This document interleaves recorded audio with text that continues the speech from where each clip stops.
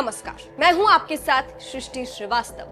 इन दिनों एआईएमआईएम के प्रमुख असदुद्दीन ओवैसी का मिजाज बदला बदला सा लग रहा है।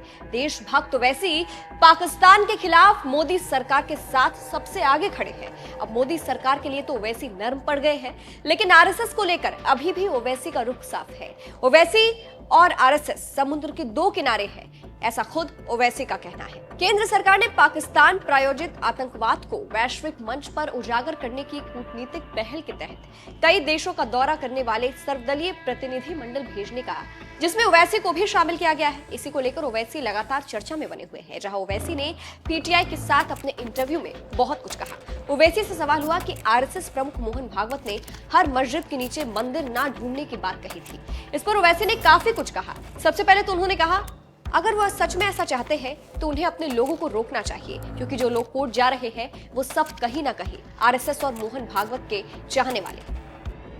आगे ओवैसी ने कहा, अगर आपको लगता है कि वो गलत है तो उन्हें तुरंत रोका जाना चाहिए, लेकिन ये केवल आपकी अनुमति के कारण हो रहा है। ये आरएसएस का भ्रम का सिद्धांत है। मैं आरएसएस और उसकी विचारधारा को जानता हूँ। ये बहुलवाद को खत्म करना चाहता है और भारत को एक धर्म शासित राज्य बनाना चाहता है। आगे फिर जब मंदिर मस्जिद विवाद को सुलझाने को लेकर ओवैसी से सवाल हुआ तो उन्होंने कहा, हमारी विचारधारा और उनकी विचारधारा बिल्कुल अलग है। दोनों में जमीन आसमान का फर्क है। हम और संघ समंदर के दो किनारे हैं जो कभी भी एक नहीं हो सकते। यानी एक तरह से घुमा फिरा के यही सवाल किया गया कि क्या मंदिर मस्जिद विवाद को सुलझाने के लिए आरएसएस और ओवैसी साथ आ सकते हैं। इस पर ओवैसी ने साफ कर दिया कि आरएसएस और ओवैसी समंदर के दो किनारे हैं जो कभी भी एक नहीं हो सकते किसी भी मुद्दे को लेकर, क्योंकि दोनों की विचारधारा अलग है, यानी कभी साथ नहीं आ सकते।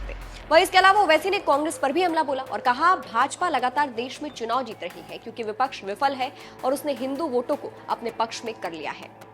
तो वैसे यहाँ आरएसएस पर फायर हुए हैं और जमकर उन्हें सुनाया है।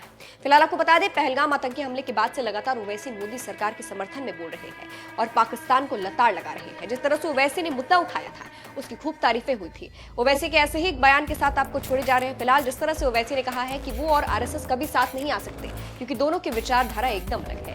इस पर आपकी क्या राय है, हमें कमेंट करके जरूर बताइएगा। अच्छा, भीख मंगे हैं ये लोग, यकीन मानो ऑफिशियल भीख मंगे हैं पाकिस्तानी। आईएमएफ से लोन ले रहे जाके $1 बिलियन का। आप 75 साल से आपने क्या किया? किसने आपको मजबूर किया आईएमएफ का लोन लेने के लिए?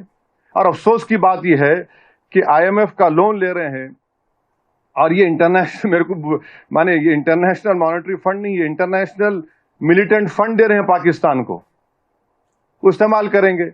अब आप देखिए, ये यूएसए है, जर्मनी है, जापान है, ये कैसा है लोग इसको अग्री कर रहे हैं, जबकि हमारे जमीन पर, हमारे घरों पर, हमारे सिपाहियों पर हमले हो रहे हैं और इनको 1 बिलियन क्या है का लोन मिला रहा है। तुम हुकूमत, तुम चलाना तो दूर की बात, तुमको इकोनॉमी चलाना नहीं आता तुम्हारे को।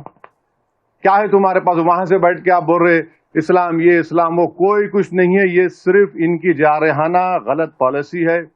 यहां पर अमन को बिगाड़ने के लिए, यहां पर हिंदू और मुसलमानों में निफाक पैदा करने के लिए, और इनको ये बात पसंद नहीं आती। आप अंदाजा लगाइए कि भावलपुर और मुरीदकी में हमला हुआ तो जो शख्स अमेरिका में टेररिस्ट है, हाफिज अब्दुल रऊफ, ये एलईटी के सदर का बेटा, वो नमाज जनाजा पढ़ा रहा। उसके पीछे बैंड ऑर्गेनाइजेशन लोग खड़े, उनके पीछे पाकिस्तान की फौज खड़ी हुई है।